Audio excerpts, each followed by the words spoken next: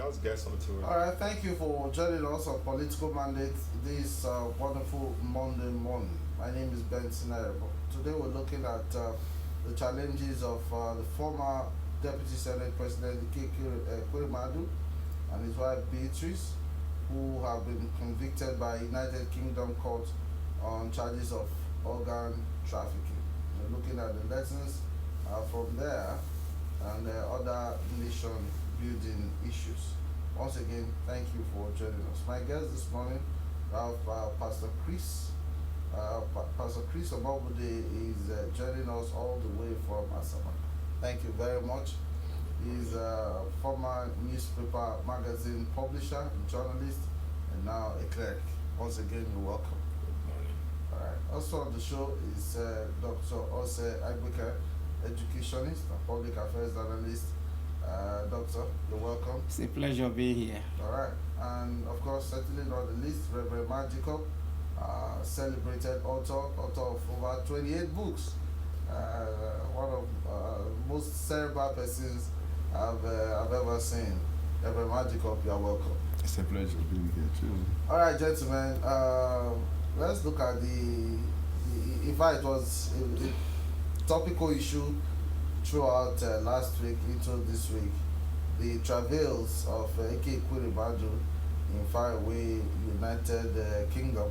The Metropolitan Police had last year arrested Kwerimadu and his wife for luring a young man from Nigeria to the UK for the purpose of well, you know, organ harvesting.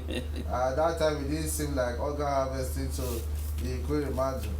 And now the senator has been in jail all this while, and he couldn't get bail except for the wife and the daughter. So today we are using this as the issue now is, if Ike Kwerimadu was in Nigeria, would the young man, we don't even know his name now, get Obina, oh no, it's not Obina. We don't know the young man's name. Would he get justice against a very powerful personality as Ike Kwerimadu? And that again is a reflection of the kind of people that we are. If we are going to build a nation, like Reverend Man wrote in his latest book, The Igbo Enterprise, how do we build a nation where there is no justice, there is no equity? This is really the basis of our discussion in the last 10 years. A society that has no value for equity, has no value for reward.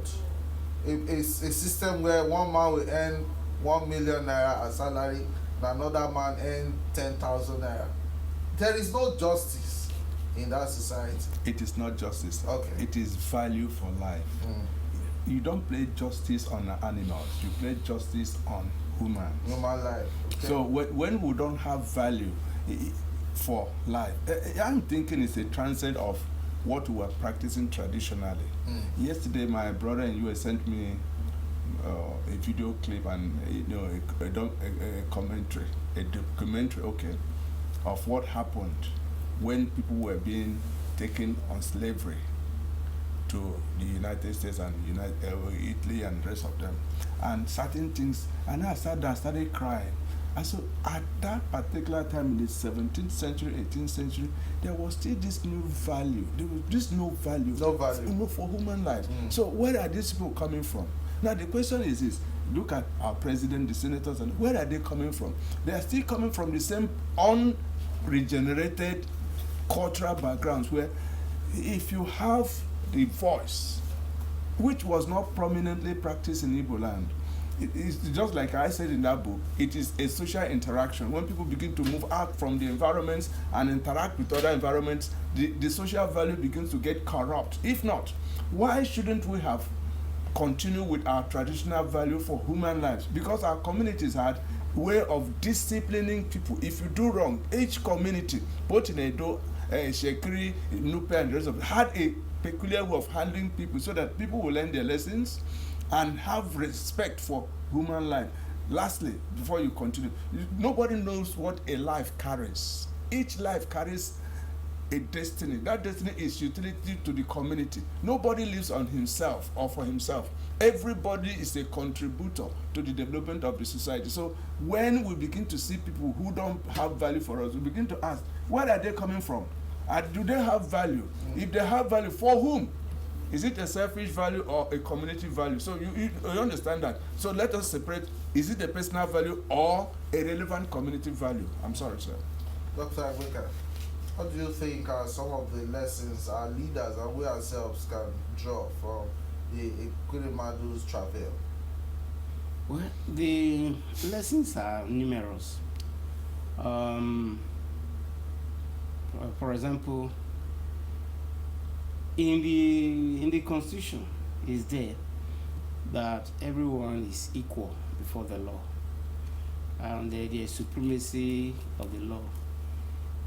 You know, about 3 definitions or 3 statements like that that shows that no one actually is above the law, and that the law is no respecter of persons.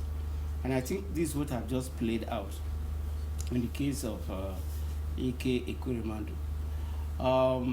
Like you rightly said, or like probably you are you are insinuating, let me just confirm it, that probably if it was locally here, I mean, everything will be done to ensure that it goes scot-free. We are aware of a similar situation, I don't want to mention it, that was being covered up in this country.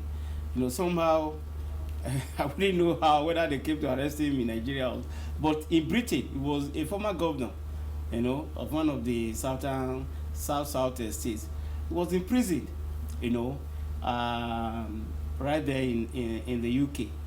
But here, he was going there scot-free and all that. But I think when the whole thing was on him, he now started running from one country to the other until he was arrested. So actually, the law is no respecter of persons. You know, if you have done wrong, I mean, you're supposed to go in for it. But unfortunately, in our own system, you find that some people buy justice, so to say, quote and unquote. You know, some people cover up. They do a lot of things. We are told of even corruption in the judiciary that has led to a lot of these problems. So, in essence, it should, everyone, the major lesson is that we should all learn that no matter how highly placed we are, the law will catch up with us one day, you know, somewhere one day. It may not be immediate. Probably when you are in office now, you may probably have the wherewithal. Well, there are so many cases of many Nigerians who have escaped the long arms of the law.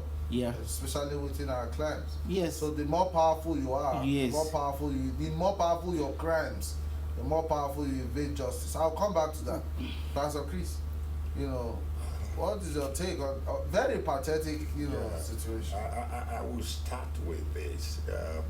You see, as a father too, I want to start from this background. You know, it's very easy to say, oh, this man was very wrong, this one was very, you know, but when you have a situation in your hands, you know, you might also take the same decision. But the truth is this, where we're at now is to compare. He has a situation, he wanted to solve a problem. He's a father, he was desperate, he wanted to do something to help the daughter, which was okay. We look life from that angle. We want to sympathize with him. But the truth is this, the reason there is law, the reason there is system, the reason there is structure is to control our emotions. That's why even in the Bible, you see God gave us law so that we don't just do what we like. We are not moved by emotions. We are not moved by the things that surround us, because we are going to find those situations in life. But what do we do? So if we don't have a system that controls us, that bring balance, that make us think rationally when we're going to take decisions, that is where the situation we have in Nigeria. Because if it's Nigeria, we look at it from this angle. everybody will just look at it and say, oh, he needed to do something because we just play. But in the UK, that I know very well, they will not look at that emotional side. They want to look at the law. And that is the thing we need to learn in this part of the world. We have to look at the law. The reason God is God today is that God works by principle. This is the law. If you might have a better reason to commit crime, but doesn't mean you have to. So we need to, in this part of the world, we have to look at our justice system. We have to look at who is, how we follow due process, how we follow the law, no matter who is involved. And no matter the emotional background or the circumstances that make the person to commit the crime. So these are the things that I think in this part of the world we should also start looking at. That no matter who the person is, when crime is committed, justice is served. That's something that doesn't happen. If you just go to our police station, go to our judiciary, go to our courts and see what is happening. Even our, police institutions and all of that. Once you are a big man, you are sure to be able to use the institution, to your advantage. But the moment you are nameless, you are not known to be wealthy, people trample on you, and you wonder how can such a society move forward? Like the man would say, every human being has a value. Because somebody that created Apple phones that people are dying today to buy, somebody created it. I'm not sure everyone went to school that one. So but by the time you look down, people that who is this one? Because it doesn't have, he got him, because most of the money in circulation, he got it. Where are the industries? Where are the businesses? Where did you get the money from? Was your father a rich man? Most of these people have been in government, and everyone knows that where the source of the money is coming from, and we still tend to celebrate such things. So how does a society like that? He's from Enugu State. Yes. If you get into Enugu, there's one old factory that is you can't trace the road. Okay. Called Nkalagu Cement Industry. Boy, do you know how much 400? Assuming 400 million. 400 million. Do you know how much it would go to revitalize the place? I'm looking at just one. Yes. And if you, okay, listen, I don't want to be very emotional. I feel that we should start thinking of how to re-establish a sound, God-fearing, human-faced institutions all around. You mentioned the police. There was a day we were going out, one boy, because he's a soldier, came out and was beating people because he was taking, what do you call it, opposite way. One way. One way. What do you call it now? One way. One way is our local language. There's a way you have it in traffic management. Okay. Somebody is, and he came out and was flogging somebody that was in the right way because he wears the uniform. I mean, I felt I was shouting, what is it? What is happening? They said I should keep quiet. It irritates my understanding. How would you be against the traffic and you're beating up somebody else that is on the traffic because you wear the uniform? I was listening to a query by American consul about what is happening in Nigeria. So they can't keep quiet. Look at the Imo governorship issue that was. It's still a topic in political science. It has not been fully developed. How on earth? And if you get to that simply, the same institution is destroying human lives. What is happening? And the people are not, okay, let me come back to INEC issue, because some of these things are products of INEC, fraudulent INEC, because most of these elections that brought in, most of these elections that were that brought in these people were equally fraudulent, manipulated, handwritten, and given to an officer to template as or announce and all that. Most of these people, from the right word, were not duly elected, and we have an institution that celebrates them. Look at what is happening in his state now, and we'll look at what is happening in Ebonyi State, because that is my area. Yeah. Handwritten influence, I mean, demoralizing results that people are saying we're going to court. Now, if you look at this, it's the same value. Who is coming up? What is his temper? What is his idea of governance? Okay. What is his economic policy? We have to be fast. We have a lot of guests. Because you know that Yes. if our industries are working well, we checkmate the quality and quantity of what we consume. Yes. We're not just looking at production. What are their values? If you pick any of these products, they say 25 milligrams, put it on scale and ask them, it's less than 15. And we're paying so much. Nobody is making law and shouting over the value of the Nigerian that has no office. Because if we have an office that is workable, boy, we wouldn't be selling fuel at least every other thing. Dr. Osebeka, the Yes. way we have embraced corruption in this country, there is no institution that can work. And we ourselves, we don't even believe in the institution. That's why Kerebadu took the daughter to UK, in the first place, to go to school and for health. In fact, all our presidents, they travel abroad for health check and all Even that. for Nobody even believes, for headache. exactly. Nobody believes in anybody because we are so corrupt. What do we do about? We had a president that came in on that basis that, look, I'm going to do something about. This is the 8th year now. He couldn't do anything. Yeah, we have not seen anything done tangibly. And his office is becoming more corrupt. I think I have a problem. So there's people are losing, yes. losing confidence in all our institutions, losing confidence in INEC, losing confidence in the EFCC, in ICP, the police, even the judiciary. You find that the problem we are having is that a lot of our people, they are not doing the right people are not brought in there. That's the problem. The system through which they came in, was highly corrupt, so to say. Okay, it's only Yaradua. Yaradua admitted that the system that brought him in was not perfect. But others have been trying to show, that they are the best, or they won it, they won the election based on popular mandate and all that, which we all know, it was not the case. So what I'm trying to say is that if we can bring in the right people, Yes. using No. if we can bring in the right people using Okay, we apologize for. Sorry for that. Yes. Okay, go ahead. if we can bring in the right people, using the system already laid down, then you will expect the right thing to be done.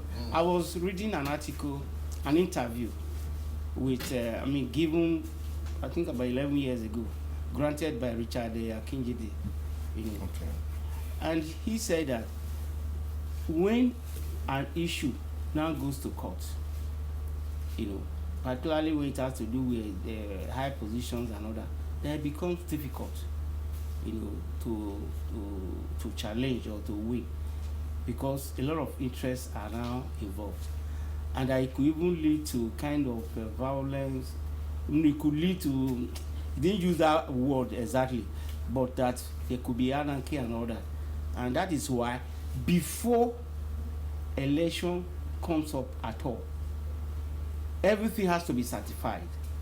For example, in the US, they go up to as much as probably your primary or nursery school. They follow up the history, and before you are found to be capable to contest at all, you must have gotten a clean record, or at least a pass mark, to that extent. But here, where election has taken place, Any breach is investigated. If Yes. you are not found worthy in character, in character. When you look at all those leading us, in there particular, are always issues about first certificate. character. You are hearing or of so many learning, things. and Yes. yet they still find a way to. So he was now saying that to- when somebody has gotten, it becomes difficult. But if you are taking pain to, to really check, screen and all yeah. that, then we'll get the best candidate.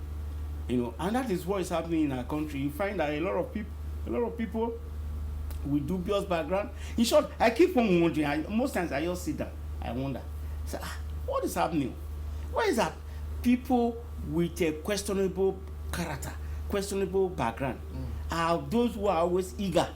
They are always eager to be our leaders. Why? Yeah. Somebody, people dropped out from school, went to a 4-year certificate, drug addict, and all that. Why must you be? Then there are honest, decent people. Yeah. Some people got You want to lead the people who are better than you. Yeah. Some people got degrees while in office. They didn't go to university. One day. When they leave office, the certificates are revoked or whatever. You see the things that our foundation, the Bible said, when the foundation is being destroyed, what can the righteous do? The foundation of every society is the value system. What you place value on determines what the outcome of that society. I have said it over time. Our value system is wrong. That's why it says that every system is not working in this country. The value system. We place value on physical things, material things.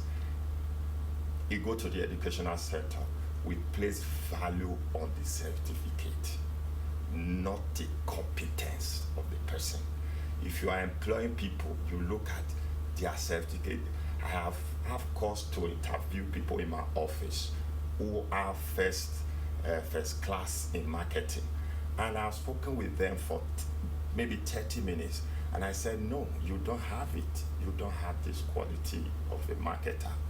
Even somebody on the street, the Igbo guy on the street is better than you, but in the paper, you have a first class.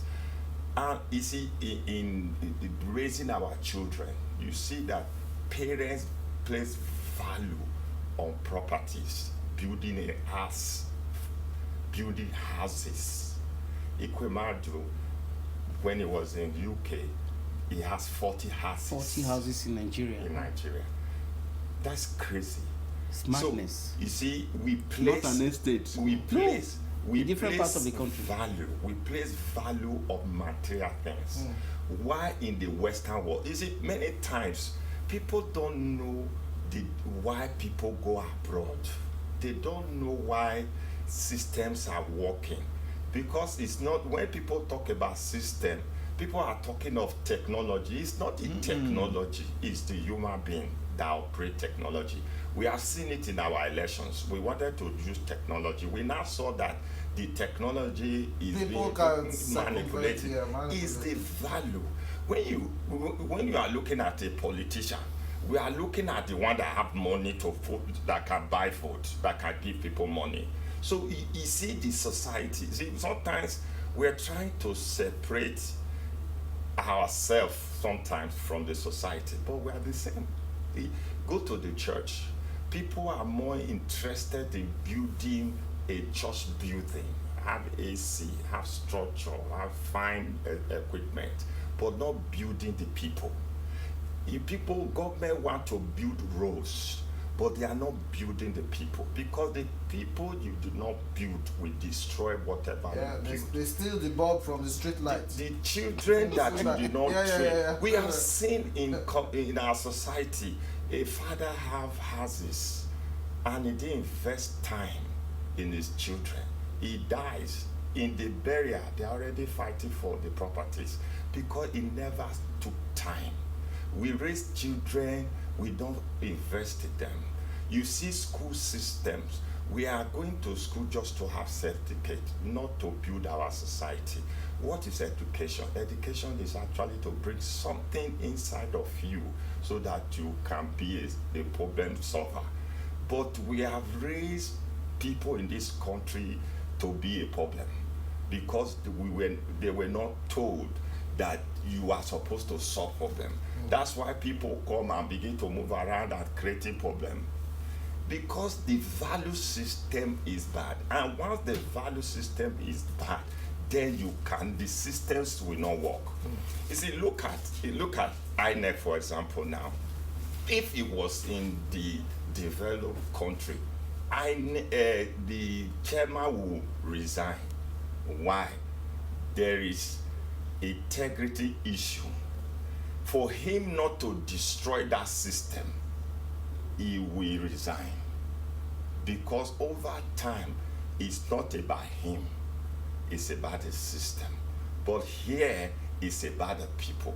When you look at Buhari, I remember 8 years ago, I was still in this station. I was in this station saying that Buhari cannot perform. And we are seeing, because he's not the man, it's the system. It's a culture that we have embraced over time. And it's going to take time to change that culture.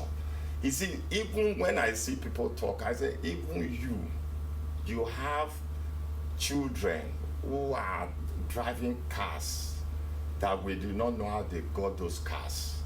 And nobody is talking. Nobody's questioning them. Nobody's questioning. Things are working. People are doing things that we don't ask questions.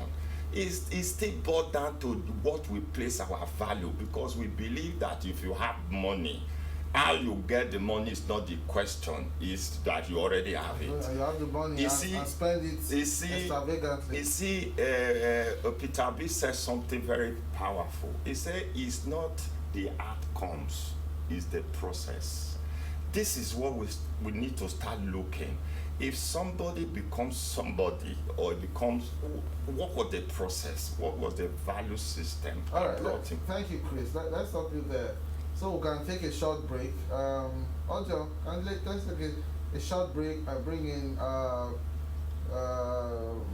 leadership expert and a bishop. So we also have a bishop at this discussion. It's a moral issue we are discussing, and if the foundations are not right, like Chris said, how can we move forward as a nation?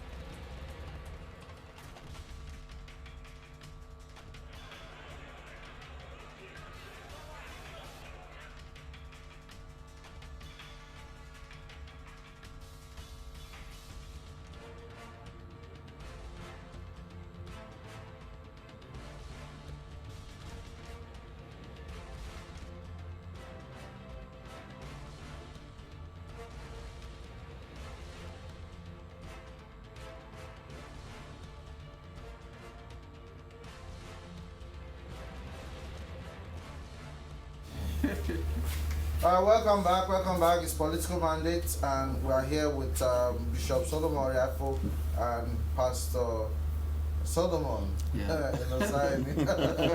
So how come it's obvious sitting together? All right, gentlemen, we are looking at nation building this morning, like Reverend Man wrote. The Igbo Enterprise, yes? Repositioning a nation. How do we reposition our nation? Look at what happened to Ekwere Madu in UK. They didn't care whether it was a former deputy senator. They don't care whoever you are. Justice is served, and that's how they serve it, even if it's their queen or their king or anybody. How do we have a society like that? Let's start with you, Pastor Solomon. Yeah, thank you. A nation that is built on integrity, that is built on value system, that is built in obedience of law, irrespective of your class, is kind of nation that will stand. And that's the problem we're having in Nigeria. In Nigeria, we respect social class. If that crime was committed here in Nigeria, we've had more heinous crime committed here in Nigeria that was swept under the carpet. Yes. And then you just hear that one man have settled this thing, and then that's the whole Attorney General was killed in this country. Bola again. Nothing today. Nobody, you know. What about the pension man? The pension man that stole the millions, billions of dollars. The case is still, in fact, we are not hearing all anything. it did was, when bail came, right there in the courts, bail was released, and it was the Accountant General that stole the. So my now was free before the judgment. Yes, exactly. So we have this problem. There's no nation that can rise beyond a level of integrity, and integrity is a proof of value. Yeah. Because the truth is this: if I have value for people, I will demonstrate integrity. Yeah.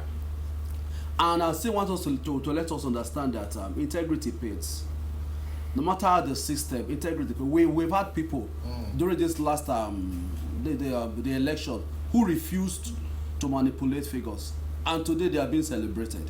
So integrity pays. So no nation can experience any repositioning without integrity. Well, I have and the value. opportunity. I was watching Mr. Peter Obi, His Excellency Peter Obi, at the 1 year anniversary of Yes, Soludo. Soludo. In fact, something stirred in me when that guy came into that hall, and you saw people excited. That is a situation of hope. People trying to build their hope around one man, that a new Nigeria is possible. Bishop, you know, I don't know. Nigerians are looking for hope desperately. Nigerians are looking for a messiah desperately. Can that ever happen? It will happen. They said change is a constant thing. And by that, it will happen one day. That a man will come and people will be shouting, screaming in Nigeria. Peter Obi have raised a standard that, like I said here, I said Labour Party, Obida team movement, they have spoken loud and clear, and the power that be, they understood. Everybody is now struggling for surviving. You go to see it play out in next year election in Edo State, that somebody cannot just come and say he want to rule. And you know Edo State is a pace setter when it comes to issue of setting the space for good things to happen. And it will happen. I thank the obedient family and the Obi himself. You know, Obi is like a lot family that were living in the corrupt society, but yet he raised virgin. For a corrupt society like a man who was in the business sector, he come to the public sector, and he lift up his hands, say, search me. And nobody has And nobody find anything against him. So it's now we are seeing the reward. It's a wake-up call to all of us. But I want to talk another area. If we must get it right, it is time for the good people to negotiate within themselves. Because what we have had is that the bad people breed themselves. If one is in Benin, he will collect to the one in Kano. And that is why you see that when they eventually meet in National Assembly, they have one leader, like the current Senate president. For me, that is the worst Senate president Nigeria ever produced. But because it's a conniver, they all gather around him. Whatever he say, nobody argues it. But I believe in the coming day, if I am good, I call the good man in Lagos. The good man in Lagos call the one in Cross River.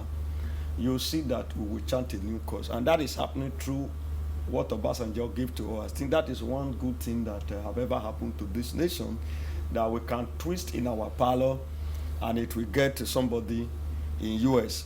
It's bringing us together. So the coming day, we will work more on what this obedient family has brought to bear. They just twist it, then it got attention of the. I was reading something last night, how this petition came about. Some group of people came together and said, let's know how this election was rigged.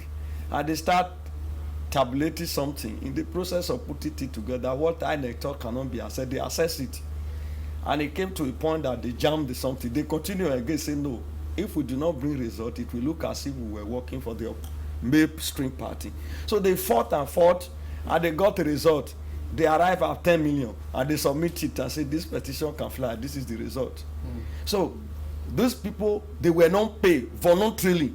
So now, these old politicians, spiritually, physically, their time is up. We will negotiate that we need to have a state. For now, we do not have a state. I'll be saying we have association. Like what happened in Ike Kuremadu case. He came to a state, and the state prevailed. The boy have no lawyer. The boy is poor. Just simply meet a police. Look at my predicament, and they pick it up. Ike Kuremadu did not land in London the same time with the wife. They came at a different route. But the investigation was on. So as soon as he's trapped, that's all. but nobody to cry to. No influence prevail. This is state speaking, because state make the law and enforce it. But in this our association, what do we do? We say it is my turn. Until we collide this structure so that we will not say it is my turn, we will not move forward. The next fight will be that this contraction called Nigeria, that is given to all by British, must collapse. Then we will now sit down. North will come. Because if you look at the North, for crying out loud, Borno State is not an Hausa state. They are empire on their own. So because of religion, they are computed together. And then the British came and coerced us together. So it is time. Jonathan would have done that, but for the fact of selfishness to continue in the office, he didn't do it. So we need the youth now, with this obedience movement, we come together to say, no, if we must live together, we have to have a conference. I'm trying to study Indian democracy. I have seen they have many conferences where decisions were taken to arrive at where they are. So see, British brought us together. There is this issue, like Jonathan was saying when he convoked that conference, that the unity of Nigeria is non-negotiable. Nobody should touch it. Something is touching our soul. Something is destroying us. And somebody say we are one. How do you think in this past election, INEC claim that there are glitches, and you declare a candidate? Then you now said I should suffer the glitches. Okay, there were dead in this election.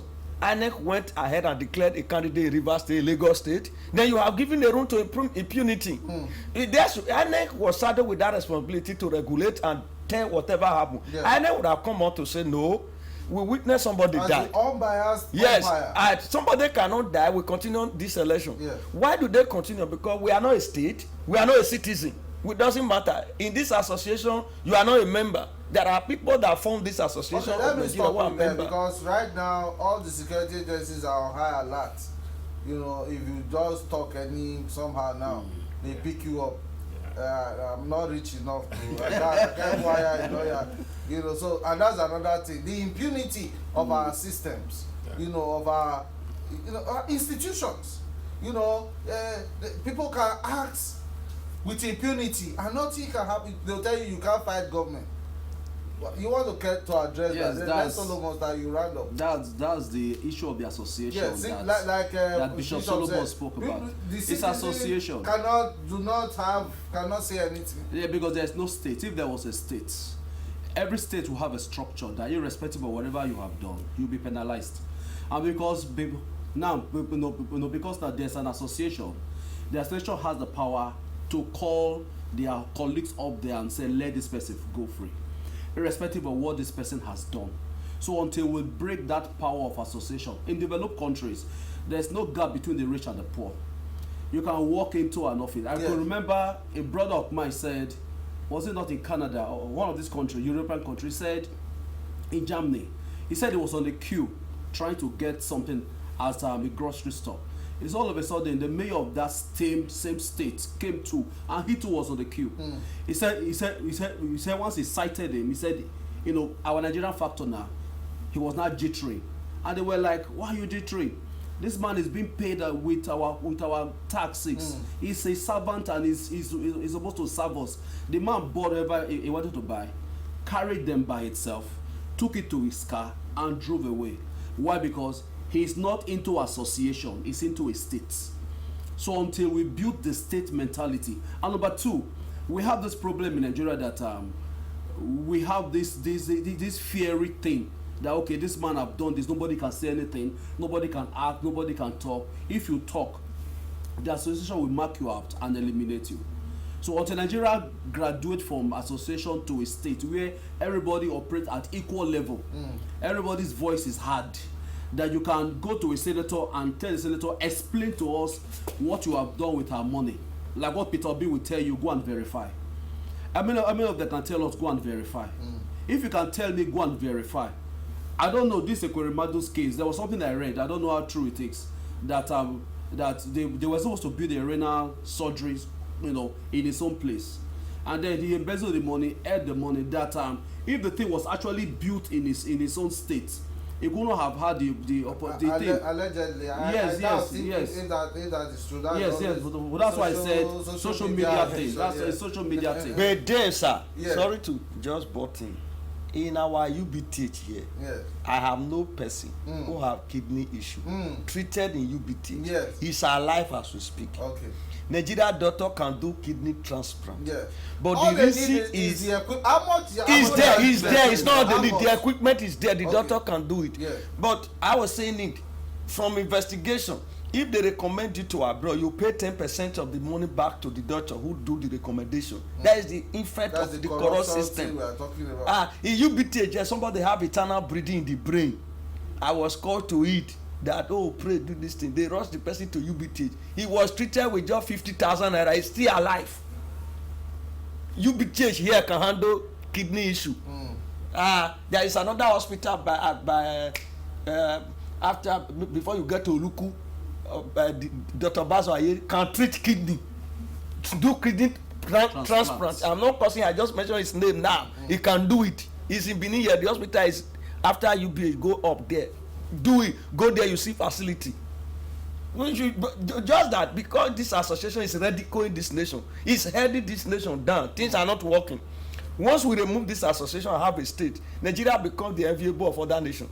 We have the human capacity and everything. Let's just deal with this association and have a state. Everybody start enjoying life. One thing I want to say here is that I believe a new Nigeria is possible. For the past 10 to 20 years, I've been saying this, that a new Nigeria is possible. How many people will ask is just by thinking differently. If we think differently, the way we have been thinking, because the real definition of insanity is doing the same thing over and over and expecting a different result. That is what is happening in Nigeria. We just try to do the same thing, just try to picture, give it different name, package it, and it's the same. We are thinking the same. It's the way we are thinking. The Bible says a man thinketh, so it is. All we need is a meta revolution. We just change the way we think. You see, I have walked into a mayor's office in Enfield in the United Kingdom to interview her. She's a Nigerian. And I walk in there and I was expecting, there's a mindset. Nigerian mindset. An expectation. Yeah. First off, I believe I was going to leave, things will happen, give money and all those things, but they never.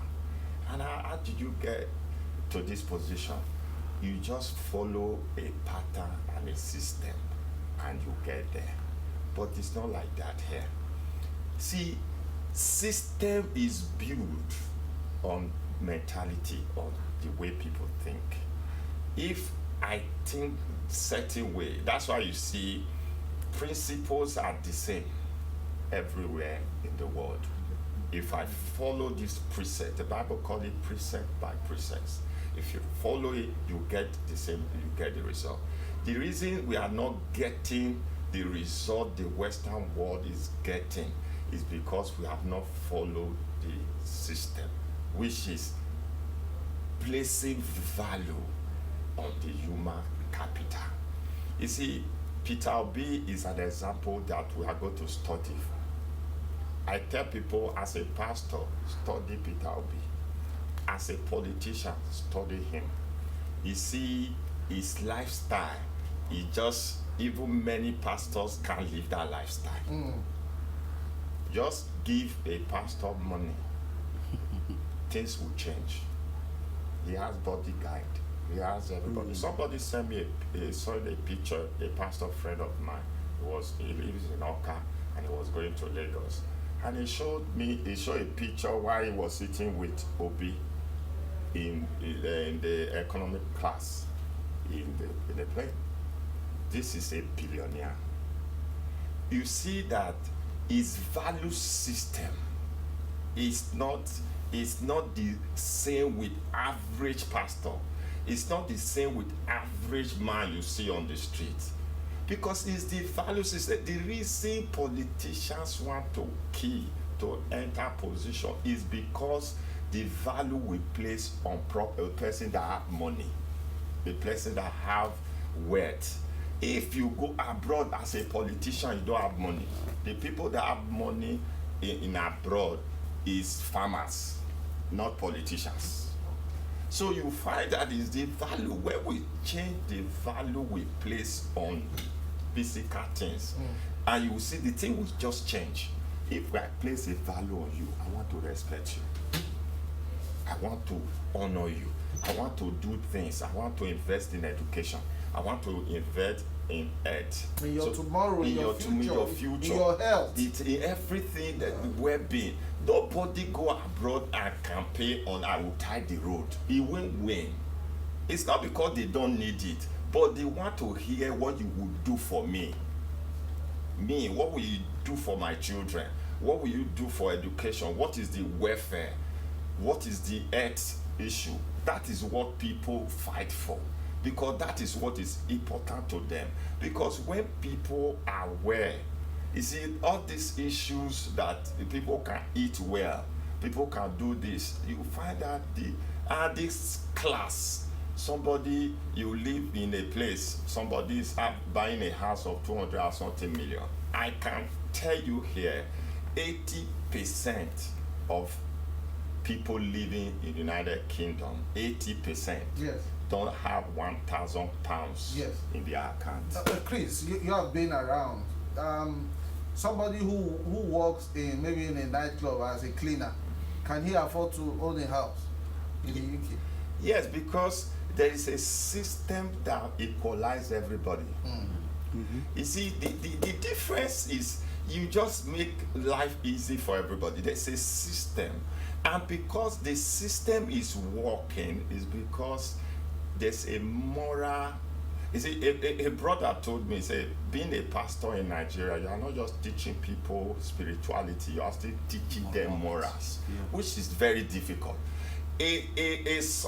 Somebody that is not going to church, that is not Christian, that is not anything in Europe, will not lie. Will not lie. When you say A is A, because of his orientation, that you cannot lie, it still come back to the way you see a human being. I don't need to evaluate you. I don't need to bring you down. I need to be honest with you. I need to show integrity with each other. So these are the issues that we need to start dealing with, even from ourselves. And our people like to take advantage of that. They call you a mugu. We need to start or that you are not smart. Unfortunately, we are enjoying your conversation, Chris, but there is no time on the show. We need to round up here at this point. I hope we'll be able to get Chris to come on some other time or some other program, so we can finish this conversation. But for today, let me thank those who've been on set. Reverend Magical, Dr. Ose Agweka, Bishop Solomon Riafo, Thank you. Pastor Solomon Emi Nosa, and of course Pastor Chris Amabude, all the way from Asaba, joining us on Political Monday today. It's been a great show. I'll see you again next week on Monday at 9. Have a great week. Bye now.